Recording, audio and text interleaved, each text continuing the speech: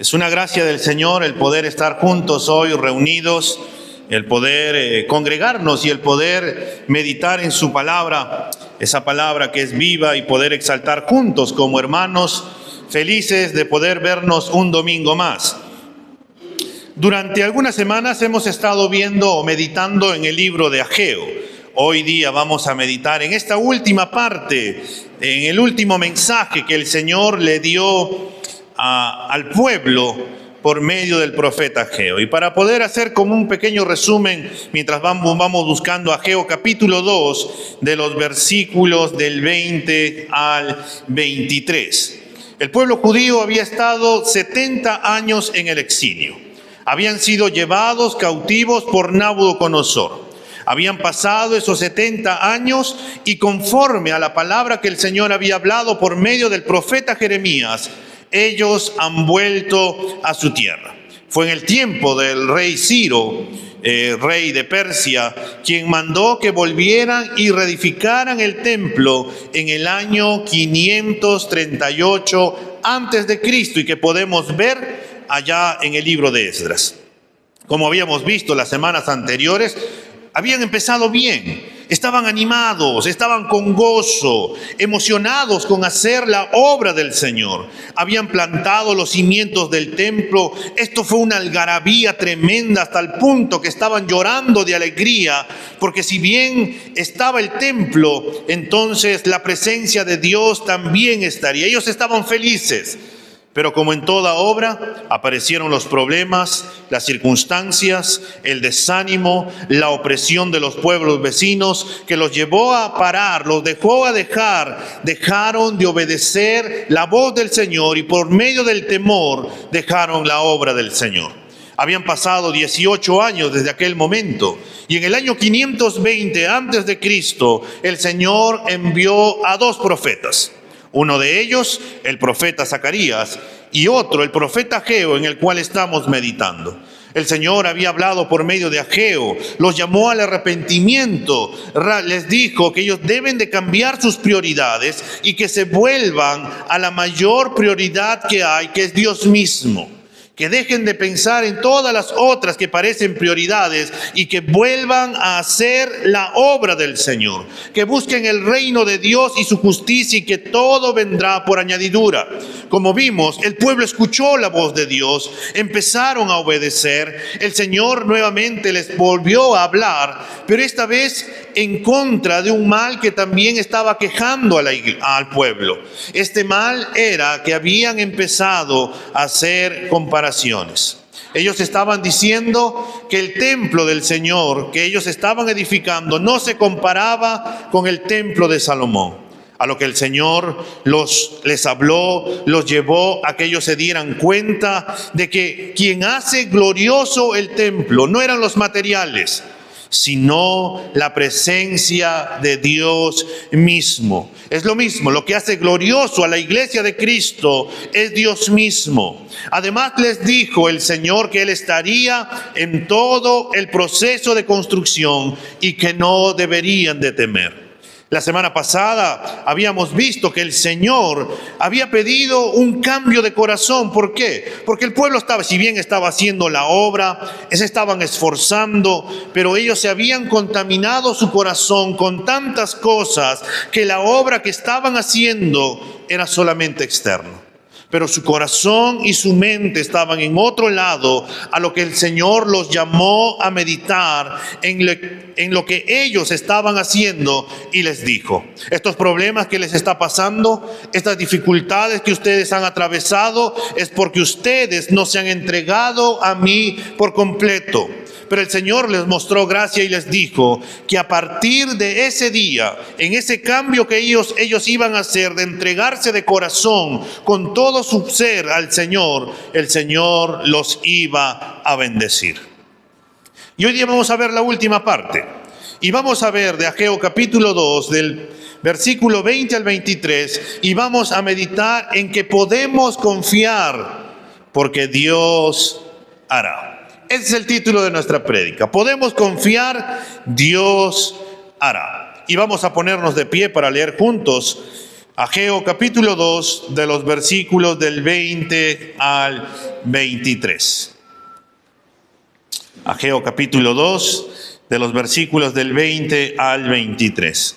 Nos dice: la palabra del Señor vino por segunda vez a Ageo, el día 24 del mes, diciendo: habla a Zorobabel, gobernador de Judá, yo estremeceré los cielos y la tierra, y volcaré el trono de los reinos, y destruiré el poder de los reinos de las naciones, y volcaré el carro y a los que montan en él, y caerán los caballos y sus jinetes, cada uno por la espada de su hermano. En aquel día, declara el Señor de los ejércitos, te tomaré a ti, Zorobabel, hijo de Salatiel, siervo mío, declara el Señor, y te pondré como anillo de sellar, porque yo te he escogido, declara el Señor de los ejércitos. Vamos a orar. Maravilloso Dios, Señor, podemos acercarnos confiadamente ante tu trono de la gracia, porque tú vives, Señor, porque tú reinas, porque tú tienes el control absoluto de todo. Tú eres el Dios de maravillas, tú eres nuestro Dios, y vale la pena, Señor, vivir para tu gloria. En esta mañana, Señor, así como nos has ministrado por medio de las alabanzas, ministras también nuestras vidas, Señor, nuestra mente, nuestro corazón, a la luz de tu palabra. Llévanos, Señor, a toda verdad. Aliéntanos, Señor, anímanos, y si tienes que exhortarnos, también exhórtanos, pero sigue formándonos, Señor, a la imagen de tu Hijo Jesucristo. Que cuando salgamos de este lugar, Señor, tu palabra nos lleve a ponerla en práctica, y que, Señor, podamos seguir cambiando para la gloria tuya, Señor, para la gloria de tu santo nombre. Haz con tu palabra, Señor, lo que tú has determinado hacer por medio de ella en la vida de cada uno de nosotros. En Cristo Jesús, Señor, te damos las gracias. Amén y amén. Podemos sentarnos, hermanos. Este es el último mensaje del profeta Ageo. Este mensaje lo da en el mismo día del anterior que vimos la semana pasada. Y nos dice el versículo 20, la palabra del Señor vino por segunda vez a Ageo el día 24 del mes. El día del 24 del mes, como habíamos visto, era o fue el 18 de diciembre del año 520 antes de Cristo. Como habíamos hablado, esta fecha se ha repetido 3 veces en este capítulo 2, en el versículo 10, en el versículo 18 y ahora en el versículo 20. Si bien esta fecha no tenía un significado en particular entre las fechas de las fiestas, pero es la más importante del libro, porque en esa fecha se pusieron los cimientos del templo del Señor nuevamente, donde ha habido un cambio de corazón en la vida del pueblo. El pueblo ha cambiado sus prioridades, se están entregando a la obra con todo su corazón. Y este último mensaje, Ageo vuelve a tocar, hermanos, la gloria del templo en los últimos días. Habíamos visto hace 2 semanas que el Señor había hablado en el versículo 6 que brindará la seguridad que Dios tiene el control de todo. Y por eso Él dice, declara el Señor de los ejércitos, que Él es el Dios soberano, que juzgará, reinará. Y también vamos a ver en esta porción que vamos a meditar en esta mañana, que la mención del Mesías venidero. Así que vamos a ver en primer lugar que Dios vencerá a las naciones. Eso es lo primero que vamos a ver que nos dice el texto. Si por ahí, hermanos, en alguna persona del pueblo había una cierta preocupación en relación a las naciones que estaban a su alrededor de ellos y que podrían haber pensado, podrían haber recordado, en el tiempo pasado vinieron las naciones contra nosotros y nos hicieron parar la obra del Señor. Ahora aquí el Señor les dará esperanza por medio de su palabra para que terminen de sacarse ese pensamiento y miren solamente a su amado Señor y Salvador. Por eso el versículo 21 nos dice, habla Zorobabel, gobernador de Judá, y le añade, yo estremeceré los cielos y la tierra. El Señor le dice a Zorobabel que va a ser algo grande en el mundo, algo que va a repercutir y que tendrá un alcance a todo el planeta. Porque el Señor hará temblar los cielos y la tierra, todo lo creado lo sentirá. Todo lo creado lo va a mirar, todo lo creado se va a dar cuenta que ha sido Dios quien está haciendo esta obra. A la vez, sigue diciendo en el versículo 22, y volcaré el trono de los reinos y destruiré el poder de los reinos de las naciones y volcaré el carro y a los que montan en él y caerán los caballos y sus jinetes, cada uno por la espada de su hermano. Este mensaje es en cierta manera una repetición de Ageo capítulo 2, el versículo 6 y 7, con algunos cambios, y volvemos a leer Ageo 2, 6 y 7. Porque así dice el Señor de los ejércitos: una vez más dentro de poco yo haré temblar los cielos y la tierra, el mar y la tierra firme, y haré temblar a todas las naciones. Vendrán entonces los tesoros de las naciones, y yo llenaré de gloria esta casa, declara el Señor de los ejércitos. Cuando miramos en Ageo capítulo 22, hay una palabra que nos llama la atención y es volcaré, que en hebreo es jafab, y significa trastornar, como vamos a encontrar en algunas otras versiones. Significa también poner las cosas al revés, derrocar, destruir. Esto implica la idea de conmoción, de un cataclismo. Algo también que debe de llamarnos la atención en este mismo versículo 22 es que al hablar de las naciones, el Señor no se refiere a tronos, no dice los tronos de las naciones, sino y volcaré el trono de los reinos. Y uno podría preguntarse tal vez, ¿pero por qué dice esto? Esto lo dice porque Dios no habla por separado de las naciones, sino que Dios habla y toma a las naciones como una sola, hablando acerca de toda la humanidad entera. Y lo que Dios hará, hermanos, es que trastornará, volcará a todas las naciones, destruirá su riqueza, su poder, el ejército de ellos, al punto que se matarán entre ellos mismos, como dice el mismo texto, cada uno por la espada de su hermano. Estas palabras que el Señor le está dando a Zorobabel, si bien tiene un fin a futuro, también es por las cosas que ellos están pasando. El pueblo, hacía poco que habían vuelto siendo una nación sometida a un imperio. Ahora, una parte de los judíos estaban en su tierra de origen, pero todavía estaban sometidos a los persas. Además, los pueblos vecinos les miraban de reojo, intentando que no realizaran las labores del templo, probablemente por temor a que se hicieran fuertes. Tenemos que recordar que una de las razones por las que ellos dejaron de construir el templo fueron por las amenazas de Tobías y Gedonías, los samaritanos, que ellos les hicieron parar la obra. Hasta ahora, hermanos, Ageo les había animado para construir el templo, a pasar de los distintos problemas por los que pasaban o podían pasar. Pero ahora quedaba otro temor. Y este temor es, ¿y qué pasa con las naciones vecinas? ¿Qué pasa con Samaria? ¿Qué pasa con los edomitas? ¿Qué pasa con el dominio de Persia? Tenemos que recordar que ellos no tenían fortaleza militar. No tenían ni las murallas porque fueron construidas más tarde cuando leemos el libro de Nehemías. Y si una gran nación se enfrentaba con ellos, ¿podrían hacerle frentes? ¿Qué sentido tenía seguir con la construcción del templo si estos temores se hacían en realidad? Estos temores acerca del futuro, estos temores del presente, estos temores que podrían afectar, y también puede ser estos temores para nosotros, como por ejemplo, ¿qué va a pasar mañana? La enfermedad por ahí va a un aumento, por ahí van subiendo los precios, los rumores de guerra por otro lado, esta nueva ley que quiere sacar acerca del matrimonio entre dos personas del mismo sexo. ¿Cómo se dará? ¿Se dará tal vez una persecución más adelante? ¿Qué va a ser de mí? ¿Qué hay? Se acaba fin de año, se podría acabar mi contrato. ¿Qué va a pasar con el próximo año? Uy, ¿qué va a ocurrir con mi vida ante tanta delincuencia?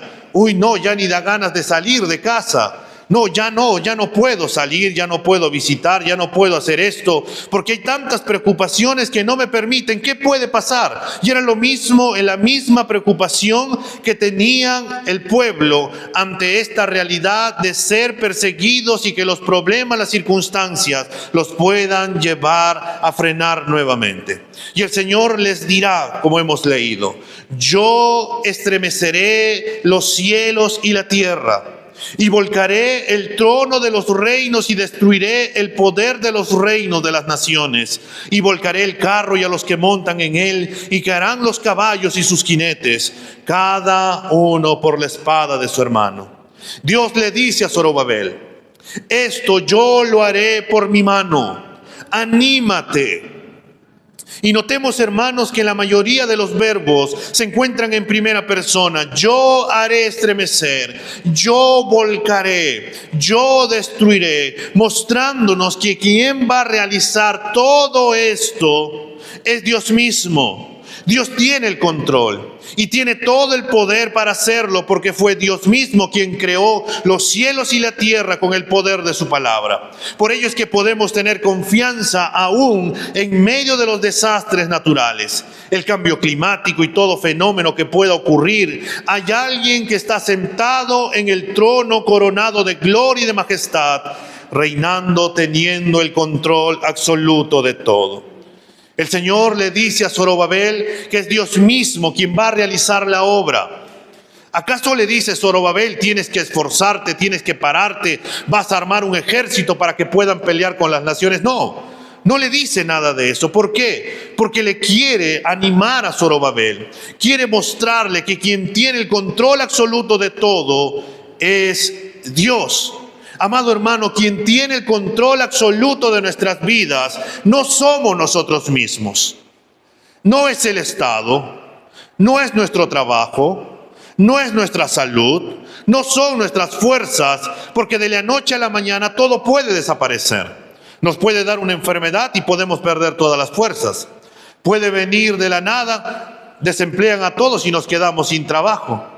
De la noche a la mañana puede ocurrir un cataclismo acá y podemos perderlo todo, como lo perdió Job. Quien tiene el control absoluto de nuestras vidas es Dios, no nosotros. Es Dios quien tiene el control y quien tiene la última palabra en nuestras vidas. Es este mismo Dios que anima a Zorobabel, es este mismo Dios que le dijo al pueblo de Israel por medio de Isaías, cuando dirigió al rey Ciro a dejar salir de Babilonia al pueblo de Israel.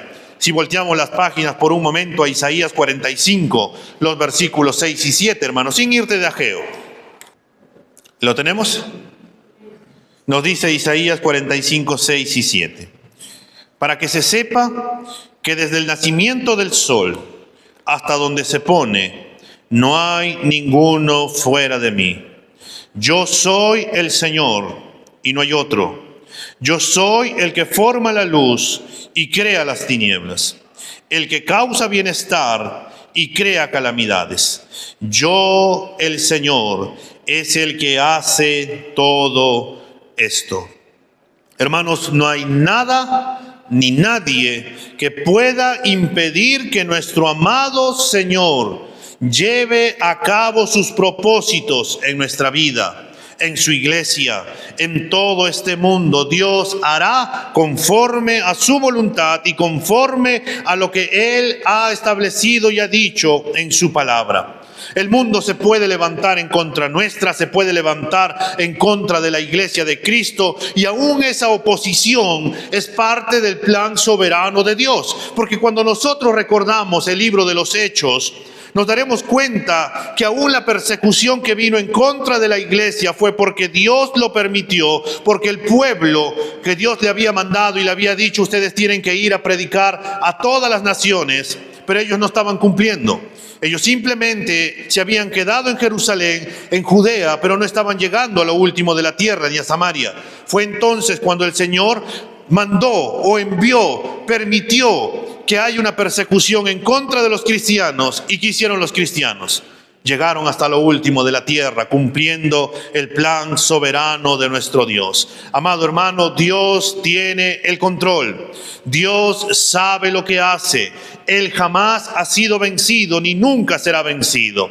Él nunca ha perdido una batalla, y menos una guerra, porque todo lo que sucede ha sido planificado por Dios para su gloria y también para el bien de su iglesia, para el bien nuestro, porque tenemos que recordar que todas las cosas terminan obrando para bien a los que le aman y han sido llamados conforme a su propósito, como nos dice Romanos 8:28. Es por eso que nosotros nunca tomemos una actitud derrotista ante la oposición del mundo. Nunca pensemos que todo está perdido, que no hay nada o que no hay mucho que hacer. Todo lo contrario, hermanos, el mundo se va a levantar contra Dios, contra su ungido, pero Dios se ríe de todo eso, y aún cuando los impíos se oponen a la voluntad de Dios, cumplen la voluntad de Dios según sus decretos y sus planes. Aún incluso Satanás termina cumpliendo el plan soberano de nuestro Señor. Nada se escapa de la mano de nuestro Señor. Dios tiene el control absoluto en nuestras vidas. Para nosotros, hermanos, en última instancia, no hay derrota. ¿Por qué no hay derrota? Porque todo está en Cristo. Podemos entender, hermanos, que es Dios quien nos ha llamado, es Dios quien nos ha salvado, es Dios quien nos ha guardado, es el Señor que sigue llamando a los escogidos. Todos vendrán al redil y tendrán un pastor, que es nuestro Señor Jesús. Y aun cuando las cosas salen mal en nuestras vidas, podemos ver a Dios actuando en medio de ella. ¿Por qué nos lleva el Señor a situaciones en las cuales podemos estar atravesando circunstancias? Como meditamos meses atrás en el libro de Santiago, Santiago nos dirá que las pruebas, los problemas vienen para que nosotros o nuestro corazón se evidencie en quién estamos colocando nuestra confianza. Y que debemos de pedirle a Dios por sabiduría para que Él nos dirija a tomar sabias decisiones. Y a la vez también, hermanos, cuando nosotros caemos en pecado, el Señor también nos lleva a poder volvernos a Él y reconocer que nosotros, por nuestra propia cuenta, hermanos, nada podemos hacer. Como nos dirá Juan 15, alejados del Señor, nada podemos hacer. Puedes conseguir toda la riqueza del mundo. Puedes conseguir según el éxito de este mundo. Puedes tener todas las posesiones materiales en este mundo. Puedes adquirir todo el conocimiento que este mundo te pueda dar. Pero alejado del Señor nunca vas a encontrar esa felicidad plena, ese gozo pleno, esa paz que sobrepasa todo entendimiento, porque en el único que podemos obtener todo eso es en Cristo Jesús, y lo obtenemos gratuitamente por lo que Cristo hizo en la cruz del Calvario. Y así Dios nos dice, como le dijo a Zorobabel: ten paz, ten paz. ¿Cómo estamos en este mes de diciembre? ¿Tranquilos? ¿O estamos como el centro de Lima? Horrible, tráfico, el puente como que ahí están arreglando las vías. La gente sale a comprar mañana, tarde y noche, ya no tienes por dónde caminar. ¿Cómo estamos nosotros? ¿Estamos como ellos? Afanados, cargados, turbados, pensando qué va a ocurrir, qué va a pasar. El Señor nos dice, como le dijo a Zorobabel: ten paz, confía en mi palabra. Te he anunciado lo que voy a hacer para que estés tranquilo y descanses en mí. Dios le da un mensaje de esperanza. que juzgará a todas las naciones, que quien va a hacer esto no es Zorobabel, sino que quien va a hacer esto es Dios mismo, diciéndole que es Dios quien tiene el control de todas las cosas que suceden, que no hay nada que se le escape de sus manos, que Dios en su momento someterá a todas las naciones a los pies de Cristo, y Cristo juzgará a todos. Si Dios tiene el control absoluto de todas las cosas, de lo que ocurrió en el pasado, que en el presente y en el futuro, ¿cómo debemos de reaccionar nosotros, hermanos? ¿Cómo debemos de reaccionar? ¿Debemos de estar afanados, preocupados, cargados, estresados, enfermos, como el mundo anda? ¿O deberíamos de confiar en que tenemos un Dios soberano que tiene el control absoluto de todo, y que Él mismo nos ha dicho que tiene contado todos nuestros cabellos y que ningún pajarito cae a tierra si Él no lo permite? Todo lo que pueda ocurrir en nuestras vidas es porque Dios lo permite y tiene un plan, un propósito del por qué está permitiendo aquello en nuestras vidas. Tal vez sea para confiar más en el Señor, tal vez sea para tomar otras decisiones. El Señor nos va a dar la sabiduría para poder darnos cuenta de ello, pero tenemos que confiar en la palabra del Señor. Tenemos que confiar en nuestro Dios, que tiene el control absoluto de todo y que Él juzgará a todas las naciones. Pero a la vez también, hermanos, en segundo lugar, tenemos que seguir confiando en que Dios enviará a Cristo. Y ya lo envió y volverá otra vez nuestro Señor. El profeta Ageo, hermanos, cuando nosotros vemos a quién está dirigido el mensaje, es en una persona en particular. Se nos dice que este mensaje fue dirigido a Zorobabel. Por eso en el versículo 21 dice: habla Zorobabel, gobernador de Judá. En el versículo 23 se nos dice: te tomaré a ti, Zorobabel, hijo de Salatiel, siervo mío. Entonces, ¿por qué es dirigido a Zorobabel solamente? Porque Zorobabel es descendiente del rey David. Y por tanto, hermanos, la línea mesiánica sigue por medio de Zorobabel hacia Cristo. Tanto Mateo como Lucas en su genealogía incluyen a Zorobabel en el linaje mesiánico. Mateo 1:12 dice: después de la deportación a Babilonia, Jeconías engendró a Salatiel y Salatiel a Zorobabel. Lucas 3:27 también dice: hijo de Joana, hijo de Resa, hijo de Zorobabel, hijo de Salatiel, hijo de Neri. Pero aunque se dirige a Zorobabel por el hecho de que por él el Cristo nacería, también hay un mensaje al pueblo de Israel por medio de Zorobabel. ¿Y cuál es ese mensaje que se da a Zorobabel y también a todo el pueblo, y que nos incluye a nosotros? Ten paz, confía en mí. Aunque el mundo piense que eres pequeño, indefenso, débil en ti mismo, tú vives bajo mi cuidado y protección.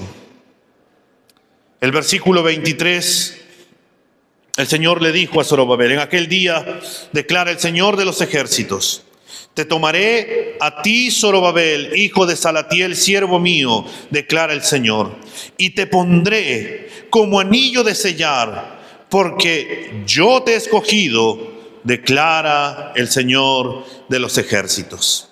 En aquel día, el Dios Todopoderoso, el que todo lo sabe, quien gobierna, quien es el Rey soberano, hará algo sorprendente en Zorobabel, o más bien a un hijo suyo según la carne. Todo esto apuntando a la llegada del Mesías, a la llegada del Cristo, a la llegada del ungido, a la llegada de nuestro Señor y Salvador Jesucristo. Dios le dice a Zorobabel: siervo mío. En distintos pasajes, hermanos, vamos a encontrarnos que también esta expresión siempre ha tenido una relación especial y en varias ocasiones con referencia al Mesías. Si volvemos a Isaías 42:1, si volteamos la página, Isaías 42:1 nos dice: he aquí mi siervo, yo le sostendré, mi escogido, en quien mi alma tiene contentamiento. He puesto sobre él mi espíritu, él traerá justicia a las naciones. El Señor también en Isaías 52:12 dice: he aquí mi siervo, será prosperado, será engrandecido y exaltado y será puesto muy en alto. El Señor Jesucristo es el siervo por excelencia. No hay nadie tan grande como Él. Pero a la vez también, hermanos, ninguno ha servido como Él. Es algo que si lo pensamos debe de conmovernos. Nadie tan alto como nuestro Señor Jesús, porque es Dios mismo, y nadie tan bien como Él, que se haya humillado como Él mismo. Tenemos un Dios que el Señor Jesús vino en forma de siervo, humillándose a sí mismo, y Él siendo obediente hasta la muerte y muerte de cruz, como también nos habla Efesios. Cuando nos vamos por un momento, hermanos, a Jeremías capítulo 22, el versículo 24 y 25, vamos a entender también por qué el Señor está animando a Zorobabel. El Señor le dice que le va a poner como anillo, dice, de sellar. ¿Y qué significa un anillo de sellar? Mientras buscamos Jeremías 22, 24. El anillo de sellar en aquel entonces era el anillo que usaban los reyes o personas de alta sociedad para sellar sus decretos y contratos. Cada vez que alguien escribía una carta, cada vez que un rey escribía un edicto, ¿qué es lo que colocaba? Su sello, su anillo. Se sacaban el anillo y lo colocaban como símbolo de autoridad, de poder y de propiedad. Es por eso que también cuando nosotros vemos la figura del hijo pródigo, ¿qué es lo que se le coloca? Se le coloca unas sandalias, se le coloca un anillo como símbolo de hijo, de autoridad y que también pertenece a su padre. Este anillo es que el Señor lo va a colocar a Zorobabel. Jeremías 22, 24 nos dice: vivo yo, declara el Señor, aunque Conías, hijo de Joacim, rey de Judá, fuera un anillo en mi mano derecha, y aún de allí lo arrancaría. Te entregaré en manos de los que buscan tu vida. Sí, en manos de los que temes, en manos de Nabucodonosor, rey de Babilonia, y en manos de los caldeos. La dinastía de David, sus descendientes, hermanos, habían rechazado de tal manera a Dios que no eran dignos de formar parte del linaje de Dios. Si ellos hubieran sido un sello en su mano, declaró el Señor, lo arrancaría. Y por causa de ello los entregó a manos de Nabucodonosor. El Señor los había apartado, pero ahora con Zorobabel va a ser todo lo contrario, porque ahora el Señor revierte la palabra que había hablado acerca del rechazo del rey davídico Joacim, declarando que Zorobabel representa la continuidad del reinado davídico. Zorobabel se convierte en el objeto de esperanza para los judíos.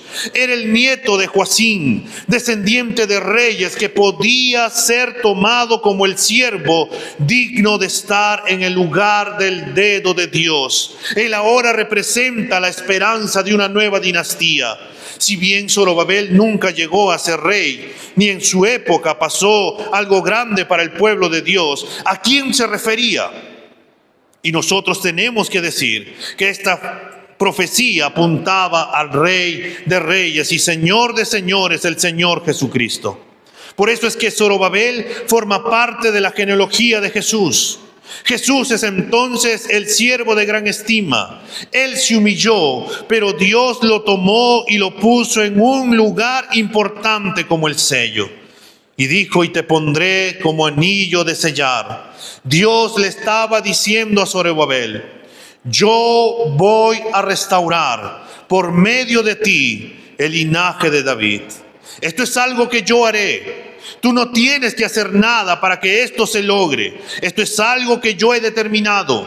Esto es algo que yo he designado. Esto es algo que yo he querido mostrar gracia y misericordia. Por un momento rechacé a David, porque ellos se habían apartado de mí, pero hoy vuelvo nuevamente a poner mi misericordia y mi gracia, también cumpliendo la palabra que le dije a David, que un rey se iba a seguir sentando dentro del trono y que iba a llegar también un descendiente del rey, que este iba a ser el Señor Jesucristo. Es por eso que el Señor le dice a Zorobabel: espera en mí, confía en mí, esto es algo que yo voy a hacer, y en tu simiente yo voy a trastornar, yo voy a volcar el mundo, yo voy a hacer una obra que nadie puede hacer. Y esta obra que el Señor hizo, que iba a hacer, era terminar con el pecado por medio de Cristo. El mundo no iba a ser el mismo.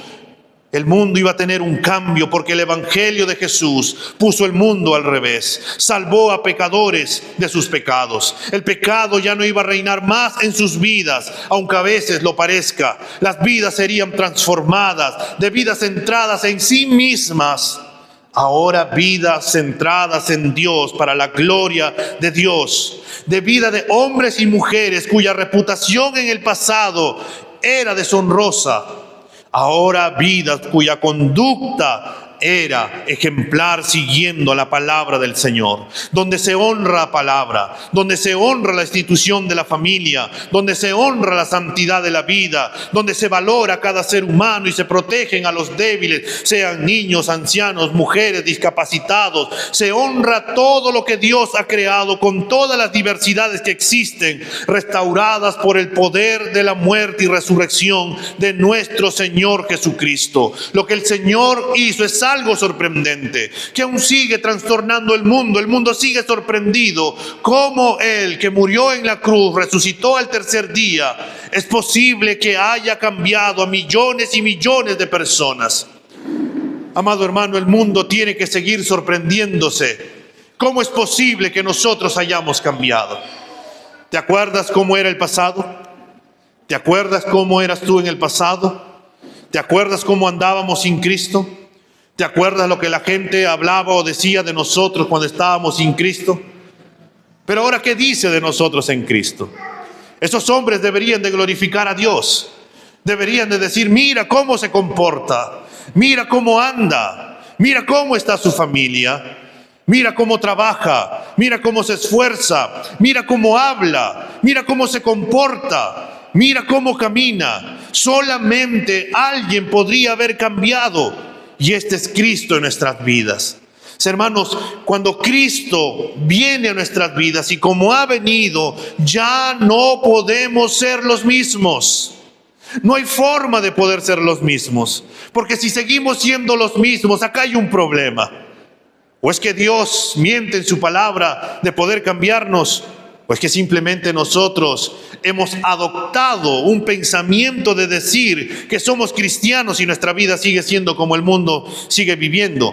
Cristo vino a cambiar, Cristo vino a trastornar, Cristo vino a salvar y sigue salvando a todo el mundo con el poder del evangelio. Y hemos sido llamados nosotros a predicar el evangelio de Cristo. No han sido los ángeles, no han sido otra cosa, somos nosotros, hombres y mujeres imperfectos, pecadores. Y en muchas ocasiones fallamos y decimos que a veces tal vez no tendríamos lo necesario, pero Dios decidió escogernos para poder predicar el evangelio. Amado hermano, Dios nos ha llamado para poder seguir predicando el evangelio. El Señor le dijo a Zorobabel que por medio de su descendencia vendría el Mesías. Es por eso que el Señor le dijo: yo te he escogido, declaró el Señor. Es Dios que siempre escoge. Es Dios quien nos escogió a nosotros. No fuimos nosotros quienes escogimos a Dios. No fuimos nosotros por nuestra buena voluntad o lo bonito o lo bueno que éramos que decidimos buscar y aceptar a Dios. Fue Él quien nos atrajo con sus lazos de amor. Fue Él, cuando nosotros andábamos muertos en nuestros delitos y pecados, que nos trajo con esos lazos de amor, que nos amó, que nos salvó, que nos dio un nuevo nombre, que nos dio vida. Él nos escogió, Él tomó la iniciativa y Él es quien nos ama con un amor que nadie nos va a poder amar, hermanos. Él es quien vino a poner orden en nuestras vidas. Él nos salvó de la ira que estábamos destinados por causa del pecado. Él nos llamó a arrepentirnos, a creer en Jesucristo, quien ahora es el Señor de nuestras vidas y de nuestras familias. Amado hermano, el mundo ve lo que hace Dios en nuestras vidas. El mundo ve lo que hace Dios en nuestra familia, en los principios que rigen nuestras vidas. ¿Quién rige, hermanos, en tu vida? ¿Quién te da los principios de cómo tenemos que vivir? De cómo tenemos que comportarnos en el trabajo, de cómo tenemos que comportarnos con los vecinos, de cómo tenemos que comportarnos con nuestros enemigos, de cómo tenemos que comportarnos con el esposo, la esposa, los hijos, con nuestros padres. El que tiene que guiarnos es el Señor a la luz de su palabra. Amado hermano, somos cartas abiertas al mundo de lo que Dios hace en nosotros por medio de Jesucristo y por medio de su Santo Espíritu. Es posible, hermanos, que muchísimas personas solo puedan comprender o ver el Evangelio a través de nuestras vidas. ¿Y qué es lo que el mundo está viendo a través de nosotros, hermanos? El mundo está viendo a Cristo, el mundo está viendo esperanza, el mundo está viendo reconciliación, el mundo está viendo que a pesar de las dificultades hay paz, hay gozo. El mundo está viendo que tenemos esperanza. ¿Qué es lo que el mundo está viendo a través de nosotros? Por eso el Señor, hermanos, a nosotros nos llama a volver a mirar al Señor. Cuando Dios le habla a Zorobabel, le dice: confía, yo haré la obra, yo estremeceré a las naciones. Todas las naciones al final terminarán rendidas ante mí. Así que no te preocupes por lo que pueda venir el mañana. Mírame a mí, enfócate en mí. Y el Señor dice que Él enviará también a aquel que iba a trastornar, que iba a salvar, que iba a dar vida y vida en abundancia. En el tiempo de Jesús, hermanos, los judíos, confiando en esta palabra que el Señor le había dado a Zorobabel, esperaban al Rey Todopoderoso. Ellos querían que venga el Mesías. Ellos querían que venga el ungido. Ellos querían que venga y que se sentara en el trono y que peleara contra Roma y nuevamente los hicieran libres. Pero el Señor vino, pero ellos no le creyeron. Ellos decían esperarlo con muchas ganas, pero no lo esperaron. Y no lo esperaron, hermanos, porque ellos tenían otro enfoque de lo que era el Mesías. Hoy nosotros, hermanos, esperamos que vuelva el Señor Jesús. Es cierto, ¿volverá otra vez o no? Creo que no confiamos que el Señor va a volver otra vez. ¿El Señor vuelve o no vuelve otra vez? Va a volver otra vez conforme ha dicho en su palabra. Y entonces, hermanos, ¿cómo debemos esperar a nuestro Señor? Decimos esperarlo y a veces nos parecemos a los judíos. Decimos esperarlo, pero queremos que esa espera se haga a nuestra manera. Decimos que el Señor va a volver y todo el mundo lo verá, todo ojo lo verá y confesará que Jesús es el Señor. Pero a veces, hermanos, no esperamos de esa manera que venga nuestro Señor. Estamos esperándolo con gozo, estamos esperándolo con esperanza. Estamos esperando de que Dios tiene el control absoluto de todo y que fuera posible que hoy mismo podría venir. ¿Cómo estamos esperando a nuestro amado Señor y Salvador? Vamos dentro de poco a celebrar Navidad.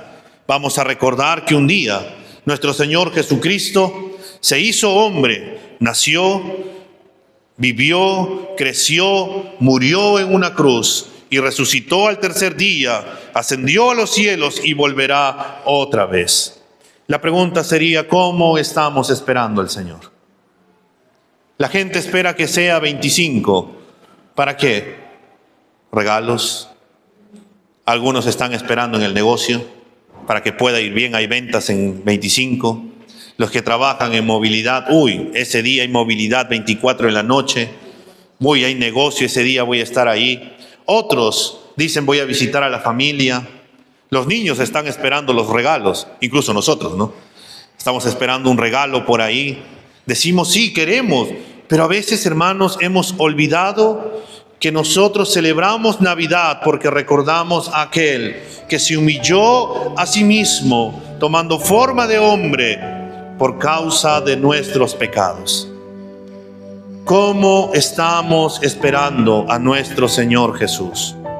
Y la pregunta que también surge, hermanos, en medio de todo lo que hemos visto en Ageo durante estas semanas, es cómo le estamos sirviendo a nuestro Señor y cómo le vamos a servir de aquí en adelante. ¿Seguiremos sirviéndolo de la misma manera, teniendo otras prioridades, dejando la prioridad número 1, que es nuestro Señor y su obra de predicar el Evangelio? ¿Seguiremos pensando en el pasado, diciendo, oh, la gloria pasada era muchísima mejor? ¿O le creeremos al Señor de que la gloria en este tiempo siempre será mejor, porque se trata de Dios y solamente de Dios, y podemos confiar en Él porque Él está con nosotros? ¿Seguiremos, hermanos, pensando o contaminados con el pasado y haciendo simplemente la obra por hacer? ¿O realmente nos entregaremos por completo a nuestro Señor con toda nuestra fuerza, nuestra mente, nuestro corazón, para poder servirle, buscarlo, conocerlo y esperarlo a que Él, confiando en que Él tiene el control absoluto de nuestras vidas, cómo vamos a esperarlo? La actitud de nosotros va a decir mucho en cuanto cómo nosotros tenemos a Cristo en nuestras vidas. O Él es el Señor de nuestras vidas, o somos nosotros los señores de nuestras vidas. ¿Qué vamos a hacer? Lo bonito del Señor, hermanos, es que el Señor nos llama a tomar decisiones. El Señor siempre nos llama a tomar decisiones. Y esas decisiones, a pesar de todo ello, están garantizadas en Él. Porque solos nosotros simplemente fracasaríamos. Por eso necesitamos las fuerzas de Él, necesitamos de su Espíritu Santo, y Dios nos ha dado su Espíritu Santo, pero necesitamos confiar en la palabra del Señor. ¿Cómo estamos en la meditación diaria de la palabra del Señor? ¿Cuánto estamos conociendo a nuestro amado Señor? ¿Cuánto estamos orando a nuestro amado Señor? Ya va a acabar el año. Y a veces nosotros decimos, el año que viene me pongo las pilas.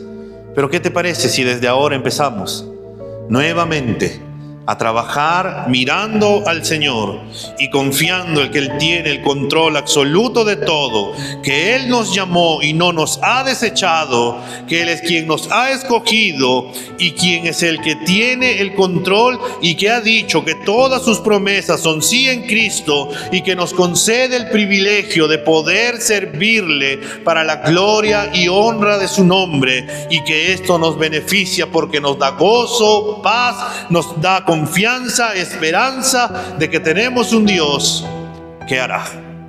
Dios hará. No te afanes, no te preocupes, vive para la gloria de tu Señor. Vamos a ponernos de pie.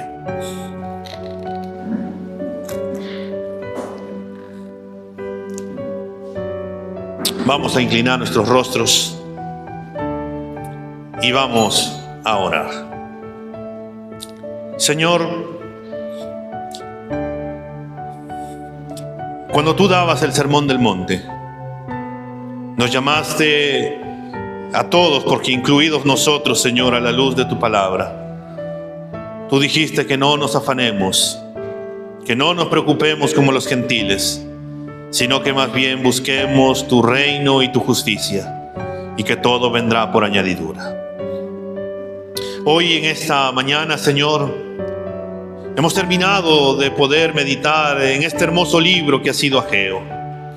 Nos has desafiado durante semanas, nos has llevado a reflexionar y a meditar cómo estaban nuestras prioridades, Señor. O te teníamos a ti como nuestra mayor prioridad, o simplemente teníamos otras prioridades pensando y centrados en nosotros mismos y tú dejado de lado. Nos llamaste a tomar decisiones, Señor. Llamaste al pueblo y el pueblo respondió, te obedeció, pero surgían problemas, Señor, y tú mandabas tu palabra, aquellas comparaciones que hacían con el pasado, Señor, y que vivían del pasado pensando que nunca iban a conseguirlo nuevamente. Pero tú les hablaste y le dijiste, Señor, que tú eres quien por ti es que tiene ese templo, la gloria. Y es que es tu iglesia, Señor, que tiene gloria por ti. Y que la obra que nosotros hacemos, Señor, se hace glorioso en ti, porque se trata de ti, maravilloso Dios. Nos dijiste que tú estabas con nosotros, que tú nos ibas a ayudar, que tú nos ibas a seguir esforzando, Señor, para seguir haciendo tu obra. Nos llamaste también a meditar cómo estábamos haciendo tu obra. Si era por hacer simplemente, quejándonos, ¿por qué lo tengo que hacer yo? ¿Por qué solamente yo? ¿Por qué no lo hacen ellos? ¿Por qué? ¿Por qué? Y a pesar de todo ello lo hacíamos, pero nuestro corazón se había contaminado. Y nos dijiste que estábamos contaminados y que nuestras obras, Señor, eran impuras y que debíamos de reflexionar, que debíamos de cambiar, de hacer un cambio en nuestro corazón para poder servirte, Señor, plenamente. Y marcaste una fecha determinada, que de aquí en adelante dijiste que nos ibas a bendecir, que lo pasado, Señor, iba a quedar en el pasado y que íbamos a ver algo nuevo si colocábamos, Señor, tu reino y tu justicia primero, que todo lo demás vendría por añadidura. A la vez hoy nos habla, Señor, de que tú eres el Dios soberano que tiene el control absoluto de todo. Que eres tú, Señor, quien someterá a todas las naciones, que vendrán y se postrarán, caerán rendidos ante los pies de Cristo, y que ellos declararán que Jesucristo es el Señor. Señor, para ti no hay nada imposible. Nada se pasa, Señor, nada se te escapa. Tú lo conoces todo, lo sabes todo. En el mundo podrían pasar 1001 cosas, pero es porque tú lo permites. Ayúdanos a comprender, Señor.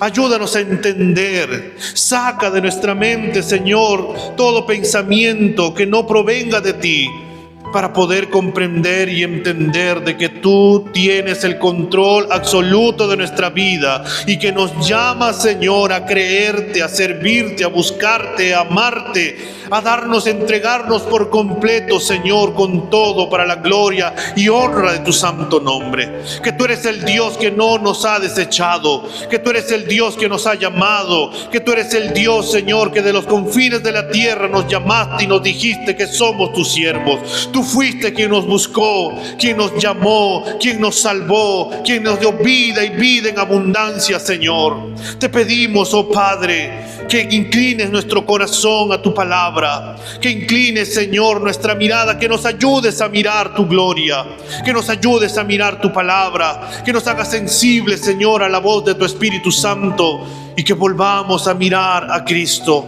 que Cristo vuelve pronto, Señor. Que en Cristo hay gozo, hay paz, esperanza. Ayúdanos a entender, Señor, que este mundo te ve a ti ahora a través de nosotros. Ayúdanos, Señor, a que Cristo sea el todo en nuestras vidas, en nuestra familia, en nuestro trabajo, en nuestro crecer diario, Señor. Y que este mundo pueda ver y comprobar, Señor, que el único que nos ha transformado, que el único que cambió nuestras vidas ha sido tú y solamente tú. Y que seguirás transformándola, Señor, porque tú nos llevas de gloria en gloria. Y porque eres tú, Señor, que sigue cambiando todo nuestro ser. Señor, vuelves pronto. Te veremos, Señor, allá en las nubes, si es que todavía estamos vivos. Y si no, nos resucitarás y estaremos contigo por toda la eternidad. Ayúdanos, Señor, a tomar decisiones. Ayúdanos, Señor, a que nuestras decisiones estén marcadas, Señor, en que tú seas nuestra prioridad número 1. Ayúdanos, Señor, a que nuestras decisiones sean mirarte a ti y colocar nuestros dones y talentos para la gloria y honra de tu santo nombre. Ayúdanos, Señor, a tomar decisiones de abrir nuestros labios para poder predicar tu palabra. Pero a la vez también, Señor, ayúdanos a tomar decisiones en cuanto a poder conocerte todos los días a la luz de tu palabra y poder colocarte y expresarte, Señor, todas nuestras peticiones a la luz de la oración.